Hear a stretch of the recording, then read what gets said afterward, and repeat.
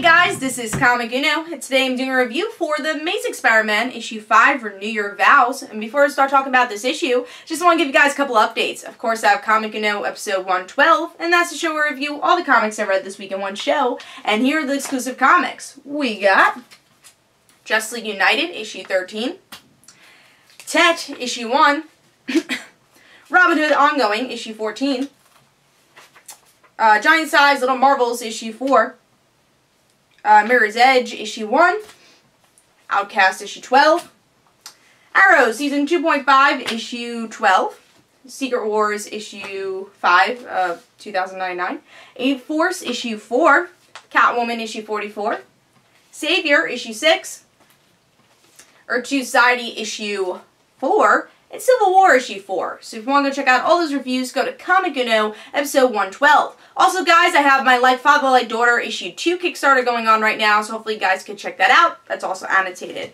But let's talk about the Amazing Spider-Man Renew Your Vows issue 5. So, talk about the cover first. Badass, love it. I love the family just being in this fighting stance. I wish I could hang this cover up somewhere. I love it. And as you guys know, I'm a huge fan of the Parker family, Mary Jane and Peter being together, so this was just like a perfect mini-series for me.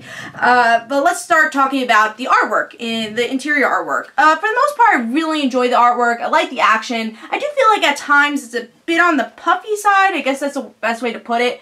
But overall, I do like the artwork, definitely. And again, it's pretty good for the action, too.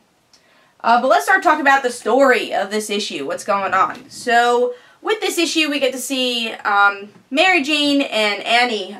They want to save Peter, and they're going to. They find out a way to get to the place they have to, where Peter's being held captive, and they outsmart the villain. They're able to steal some of the guards' I guess, uniform that actually gives the power of the villain, and they save the day. And you know, the family fights together with this villain, and they're able to defeat him. Annie uses her powers, Mary Jane uses the guard uniform, and Peter obviously uses his powers. And again, they work as a family to defeat this guy. But in the end, we find out that this guy actually was only collecting these powers to defeat Doom. So they're like, who's Doom? And which didn't make sense because I thought this was a Secret Wars book. But they're like, oh, no, that's not right. But by the end, they're a happy family, and they're still the family that they were before these events. I really love this issue, obviously. It's a